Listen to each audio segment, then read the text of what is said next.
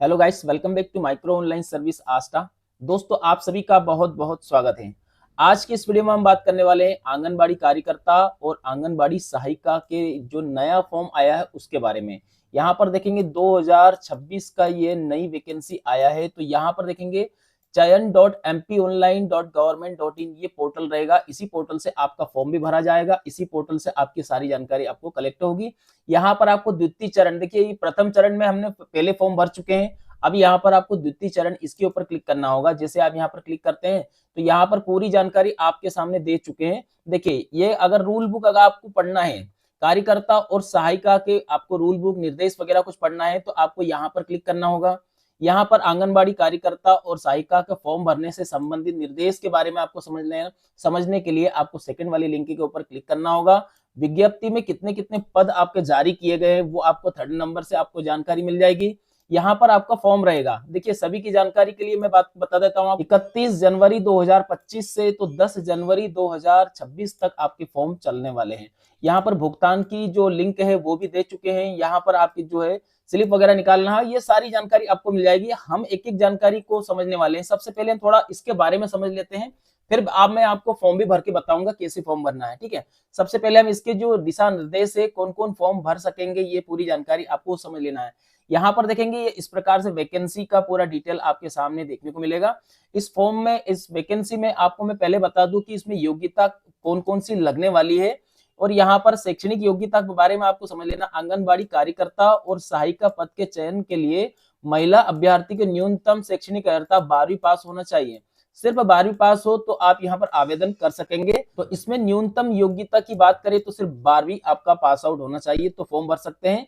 और यहाँ पर उच्च शैक्षणिक योग्यता, देखिए 12वीं के अलावा आपकी जो भी शैक्षणिक अर्हता जैसे स्नातक वगैरह कुछ है तो आप जितना ज्यादा आप एजुकेशन लगाएंगे उतना ज्यादा आपको प्राथमिकता मिलेगी। आगे मैं आपको टेबल के जरिए पूरी जानकारी भी बता देता हूँ कि आपकी जो सिलेक्शन होगा वो किस बेस पर होगा। ये यहाँ पर आपके सामने पूरी जानकारी दी गई है। आंगनबाड़ी कार्यकर्ता का भी ऐसा ही है और आंगनबाड़ी सहायिका का भी ऐसा ही है। लगभग लगभग थोड़ा बहुत चेंजेस रहता है। तो प्रोसेस में आपको बता देता हूँ, प्रोसेस आपको समझ लेना है। देखिए, आंगनबाड़ी कार्यकर्ता हो या फिर सहायिका हो तो यहाँ पर बात करेंगे अनुसूचित जाति, अनुसूचित जनजाति की महिला अगर अभ्यर्थी हो तो आपको 5 अंक आपको अलग से मिलेगा। मैं आपको इस वैकेंसी के बारे में पहले ही बता देता हूँ कि इसमें कोई एग्जाम देने की आपको जरूरत नहीं, डायरेक्ट पोस्टिंग होगी आपकी यहाँ पर एजुकेशन के अनुसार। दूसरा, इसमें यहाँ पर दिया गया गरीबी रेखा से नीचे का जीवन यापन करने वाले कोई भी ऐसा परिवार की महिला है जिनके पास बीपीएल कार्ड हो तो बीपीएल कार्ड वालों को यहाँ पर 5 अंक अलग से मिलेगा। विधवा, परित्यक्ता, तलाकशुदा या फिर 30 वर्ष से अधिक की आयु की अविवाहित महिला अगर ऐसा अभ्यर्थी है तो आपको 5 अंक यहाँ पर भी प्रोवाइड किया जाएगा। आगे बढ़ते हैं, थोड़ी सी और जानकारी आपको समझ लेना है। एक ये इसी जानकारी के अनुसार ही आपका सिलेक्शन होगा। देखिएगा, अब देखिए यहाँ पर 10 अंक किसको मिलेगा वो समझ लीजिएगा। आंगनवाड़ी सहायिका या फिर मिनी आंगनवाड़ी कार्यकर्ता, आशा कार्यकर्ता, इनमें से कुछ भी आपके पास हो जिनका आपके पास 5 वर्ष का अनुभव हो। एक बात का ध्यान रखिएगा, उक्त लाभ केवल उन्हीं आवेदिका को दिया जाएगा जिन्हें शिकायत के आधार पर हटाया गया हो, उन्हीं को ही ये यहाँ पर 10 अंक मिलेगा। अगली बात करते हैं शैक्षणिक अर्हता की। तो यहाँ पर देखेंगे 12वीं तो आपका कंपलसरी रहेगा ही, 12वीं तो आपको कंपलसरी रहेगा। लेकिन इसमें अंक तालिका कैसे रहेगी वो आपको समझ लेना है। तो यहाँ पर देखेंगे, थोड़ा सा आप नीचे आएंगे तो यहाँ पर मैं आपको एक्सप्लेन कर देता हूँ कैसे होगा। देखिए, हायर सेकेंडरी कक्षा से प्राप्त 40 अंक, 40 अंक प्रतिशत तक 25 नंबर आपको मिलेगा।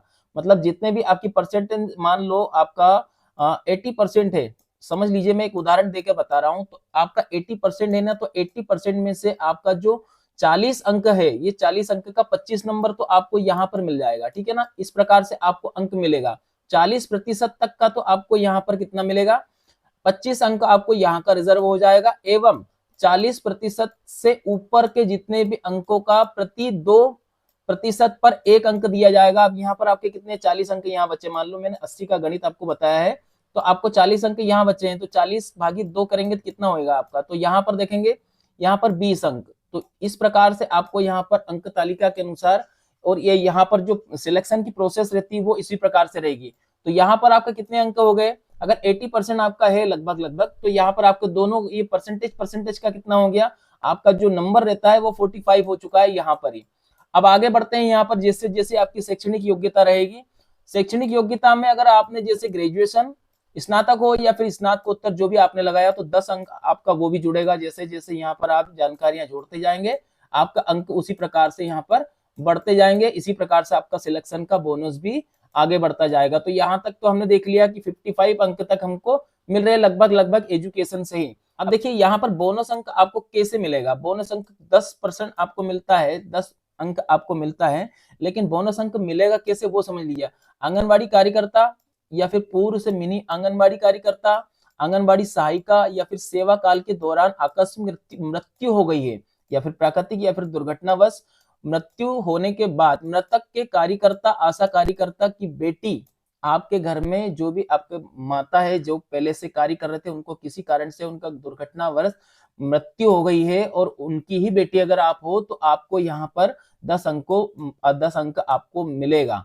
तो यहाँ पर देख सकते हैं ये तो आपकी यहाँ पर 10 अंक उन्हीं को ही दिया जाएगा जो आपके घर में से जो आपके माता वगैरह कोई भी हो तो आपके घर के सदस्य में होना चाहिए, आपकी समग्र आईडी के जो फैमिली मेंबर में होना चाहिए, तो आपको यहाँ पर 10 अंक दिया जाएगा। हाँ, उसमें भी एक कंडीशन दी जाती है। इसमें देखिए अविवाहित या फिर विधवा या फिर परित्यक्ता बेटी जो परिवार पर आपके परिवार पर ही आश्रित हो तो आपको यहाँ पर मिलेगा। आपके परिवार में होना चाहिए, ऐसा ना हो कि आप दूर से आप मान लो आपकी शादी हो गई है, आप किसी और परिवार से जुड़ गए हो और आप अपने माता पिता की पूरी जानकारी को यहाँ पर दे रहे हो तो ऐसा पॉसिबल नहीं होगा। तो ये तो हो गई आपकी पूरी जानकारी इसकी। देखिए यहाँ पर B6 एक ये ऑप्शन रहता है, इसको आपको समझ लेना है। बेगा बारिया शहरिया भारिया जनजाति के कोई भी महिला अभ्यर्थी हो और वो अगर आपके यहाँ पर जिस आवेदन आप जहां से आवेदन कर रहे हैं वहां से अगर उन्होंने आवेदन किया है तो फिर आपकी जो भी मेरिट रहती है उसमें प्रथम स्थान उन्हीं का रहेगा, आपका नहीं रहेगा।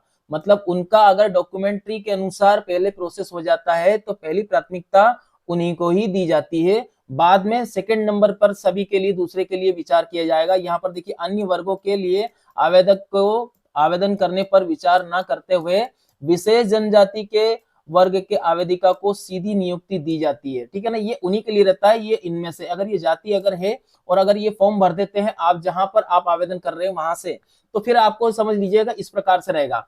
चलिए आगे की प्रोसेस समझ लेते हैं। अब आपका जो फॉर्म है फॉर्म को भरेंगे कैसे वो समझ लीजिए। देखिए यहाँ पर आपको इस वाली लाइन के ऊपर ध्यान देना है, ऑनलाइन आवेदन, यहाँ पर आपको क्लिक कर देना है। जिससे आप यहाँ पर क्लिक करते हैं तो क्लिक करने के बाद में आपके सामने कुछ इस प्रकार का इंटरफेस आएगा। ठीक है ना, अब यहाँ पर करेंगे क्या, आपकी जो इंडिविजुअल समग्र आईडी होती है, जिस मेंबर का आप फॉर्म भरना चाहते हैं उनकी समग्र आईडी इंडिविजुअल डालेंगे, यहाँ पर आपका कैप्चा कोड डालेंगे और इसके बाद इसको खोजें, इसके ऊपर आपको क्लिक कर देना है।